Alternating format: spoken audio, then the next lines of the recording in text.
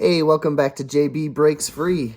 Hope you had a great Christmas. I hope you're having a great day, a blessed day, and getting 1% better than yesterday and breaking free from whatever is holding you back.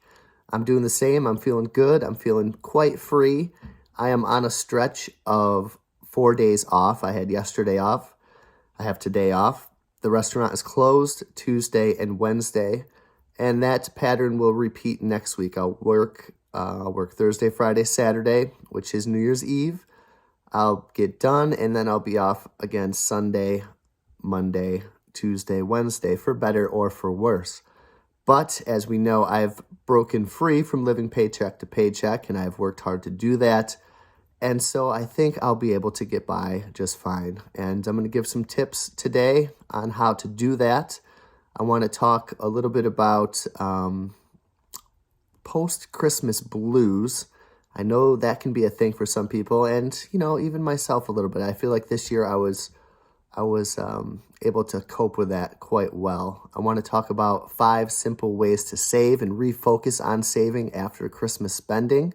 I want to talk about 3 life lessons that you can't ignore, and also 3 tips to help you break free on your journey. And that can be physically, spiritually, emotionally, mentally, vocationally, environmentally, financially, all different things that we can help break free from. So today was my day off, day 2. Obviously, yesterday was a family day, and had a lot of good food and hit the couch, and I watched Christmas Story for the first time in 42 years. Don't ask me, that's how I was brought up. I just realized my mom had never seen it till like last year. She goes, "You should watch it." I go, "Geez, we're the only 2 people that can have this conversation." But I finally watched it. I watched it with the kids and wife, and I really did like it. And that was a great way to end the holiday. And I got out there and Instacarted today and Spark delivered. I did 2 at once. I was multi-apping pretty good. I made $42. That's not bad for my day off. And I wanted to tell a little story about getting out of work Christmas Eve, and I got a big Christmas bonus from my boss, even bigger than I did last year, and that was unexpected. And as we were walking out, we crossed paths in the dining room and shook his hand because I was very grateful for the card that he gave me with the cash bonus. I shook his hand, he pulled me in, gave me a hug, he goes, "Thank you." He goes, "I've been thinking about you every day." And I go, "I think about you." And he goes, "Yeah, well," he goes, "sometimes everybody needs their eyes opened, and thank you." And I just was emotional after that. I can't believe how well everything has worked out for now. I can't believe that I put myself in that position, a position of strength, to be able to approach my boss and speak in a very clear and respectful manner, that I wanted to be appreciated, and I'm just very grateful for how that has worked out. So that was a nice way to end work and start my Christmas vacation. Every Christmas Eve, when I leave work, I drive past my grandparents' house because that's where I would go Christmas Eve as a kid. And I did go past there again today, or Christmas Eve, and it was a little emotional. I just drive by, and of course the drive-by happens too fast. I can just see myself walking in there and in the room by the tree. But that kind of made me want to talk a little bit about some ways, 9 tips, how we can cure the post-Christmas blues. And sometimes I do get sad after holidays. So, you have this whole big lead up, and then boom, it's over. Like this radio station I listen to, 94.5, they play Christmas music every day after Thanksgiving. And then today, you turn on the car and it's like Paula Abdul or Ed Sheeran or something's on there. And it's like, whoa.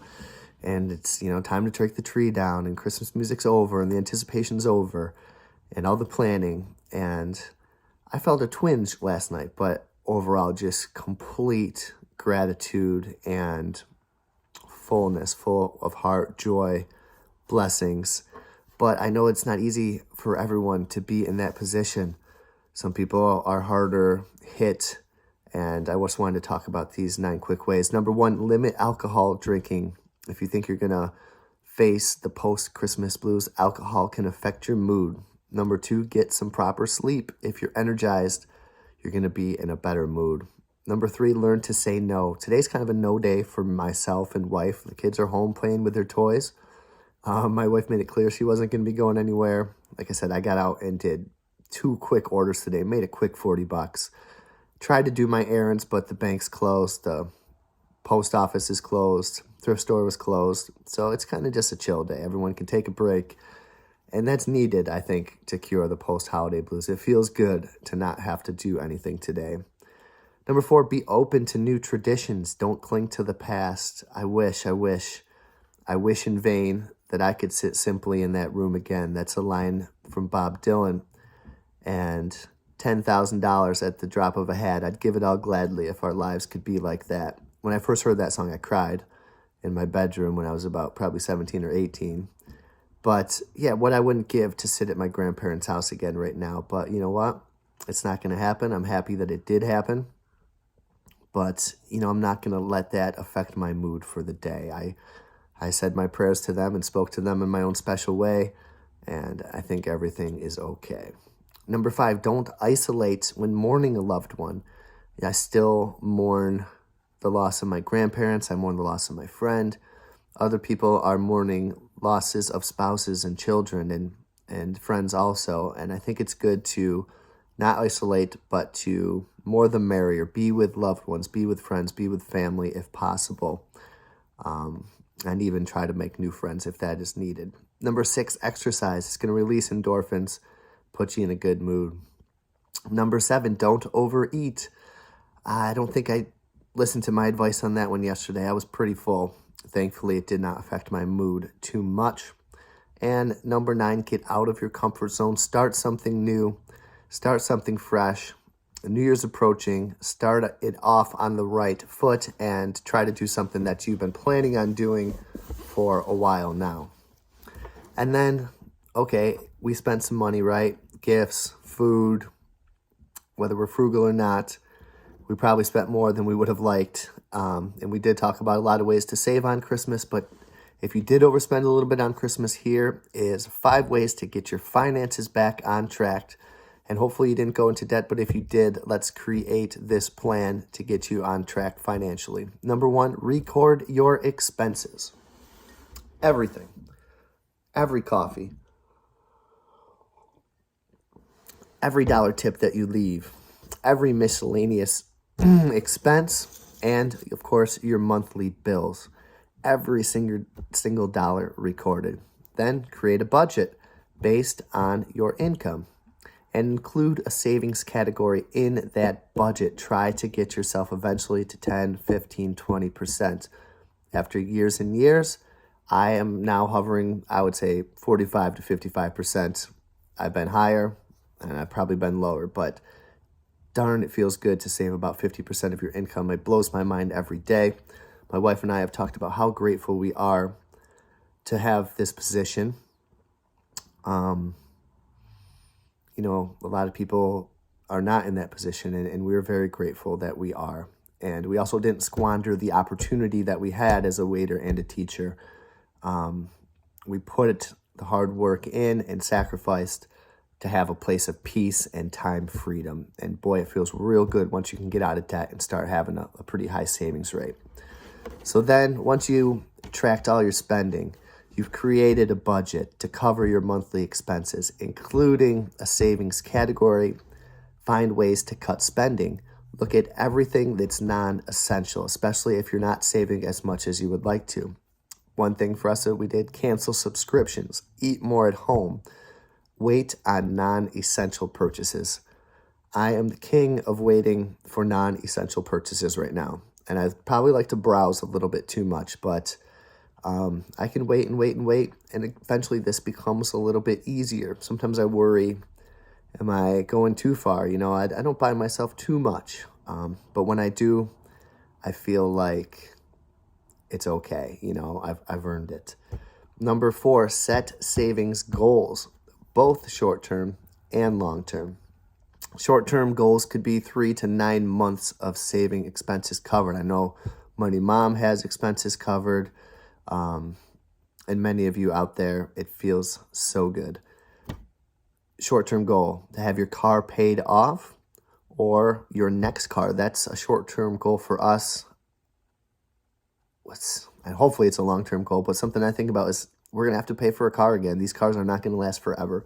So we have to beef up our savings. Also, next vacations is a short-term goal. You're going to have to spend a little money, get those kids out there at the water parks, show them around the U.S. a little bit, or possibly even the world. Vacations are part of life. Long-term is perhaps a down payment on a mortgage, or in my case, once you get all that debt knocked off, paying off the mortgage.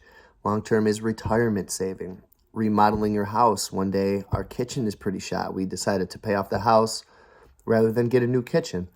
Also, long-term goal could be financial independence in your own way, in your own definition. Perhaps not financial independence, retire early, but financial independence where you can choose where and when that you want to work, and how you can make money is kind of up to you, and it gives you the chance to leave a position that you might not be happy in, which is something that I've discussed several times on this channel. And number 5, determine your financial priorities. We follow the same path pretty much. Emergency fund, have $1,000 saved, and if you can't save it, cut. And find side hustles and sell stuff that's in your house. Do what you got to do. I've done it all. Then pay off your debt. A lot of people say pay off the highest interest first. We did the smallest debt amount first to start a debt snowball, and then we just tied it in. We paid off the next lowest, and then we put all the rest into the next, And that debt snowball, I think, works very much, and it has worked for us. Also, gotta save for retirement. That is a big priority. I do not want to wait tables for the rest of my life unless I want to. I want an escape route. I never saw an escape route as a kid when I first started. I love jobs with pensions. I wish I had one. I wasn't that smart. But I'm smart enough now to get my finances in order, so at least I can see a way out of the endless loop of waiting tables, which I do enjoy most of the time. And your kids' education also. And priorities are going to be a new car one day. And boy, we could use some kitchen improvements. But moving on to the next topic of today, 3 powerful life lessons that we cannot afford to ignore. Number 1, access to you can be denied, but those people can be forgiven. You can forgive without welcoming people back into your life. We all have our situations and people that we need to forgive, and it can be toxic at times to let those people back in, or we could feel guilt to have them let them back in. No, you can break free from that. Access denied can free you from that toxicity, but you can also have the peace of forgiving them. Number 2, know your worth. This was a big one for me. To find the courage to leave the table if respect is not being given. It took me a long time to get up the guts to initiate the meeting with my boss and just say, hey, I'm ready to leave the table. And I wasn't leaving kicking and screaming. I wasn't leaving insulting. I had sent a message to him about a week and a half prior to our meeting, and I showed up to work every day with a smile on my face. I felt free. I had already been free because I knew either way, either he was going to be cool, which he was, or was going to say, sayonara, have a good life. And either way, I was free. So, but it does take courage to know your worth. And it's a lot easier to find the courage to stand up for yourself, to know your worth if you're in a position of strength, if you're saving money, if you are not spending on non-essential things, paying down debt, having another alternative that you can go to, which I always talk about side hustles on this channel. So know your worth, know your worth. And then finally, be okay with change. And I was going to have to be okay with change there either way. Breakups, be okay with change. Starting over, be okay. Moving on, it's okay. Saying no, it's okay. Being alone, it's okay. But it's not okay to be somewhere where you're not happy, somewhere where you're not valued, and it's not okay to be somewhere where you're not appreciated. And again, that ties in to knowing your worth and I stood up for myself, and now I'm at a place where I'm happy, a place where I'm valued, and a place where I am appreciated. And the final topic of today, 3 tips to help you break free on this journey if you want to get to a position of strength, to have the courage, to know your worth, to be okay with change, and to save. Number 1, raise your standards. Become the best version of yourself, but do not expect perfection. Things are going to happen, and things do happen, but do not let perfection stand in the way of progress. And it's just all about action. Take action right now. Number 2, be the most positive person that you know. That is one of my goals. I feel like sometimes I even tone it down as to not be over the top, but passion and positivity are contagious. There's customers that balloon. So I'm like, darn it, they're the happiest people in the world that I know. And I want to be like that. And I try to be like that. But again, we're not perfect, but we're making progress. And you keep flexing that happiness muscle. You keep flexing that positive muscle, that gratitude muscle, at the same time that you are saving, that you are denying access to toxic people, that you're getting enough rest and doing all the things that we can do positively on this break-free journey. The positivity in you is going to rise, and you're going to be more at peace and less stressed. And finally, the most important thing, everything I said today ties into this, and boy, it's easy to forget, but health is wealth. Without health, none of this is possible. And health is your most prized possession. And minimalism is key on this journey. And it's not about owning the fewest amount of things. It's about owning things that make you happy, but none of it matters without health. Exercise, eat well, and have the energy to do everything I just talked about and more on previous videos to help on your break-free journey. And today I'm full of energy. I'm going to exercise. I'm going to eat well. I'm not tired. I'm okay with change, and I'm not okay with being underappreciated or being anywhere I'm not happy ever again. I'm okay with getting by the post-Christmas blues, and I've put those 5 saving tips into action, and I can't wait to attack the rest of the day, to learn, to be with family, to enjoy, and to be free. And I'm so glad to be with you guys. Let me know how you're doing, and I will talk to you on the next video. Break free.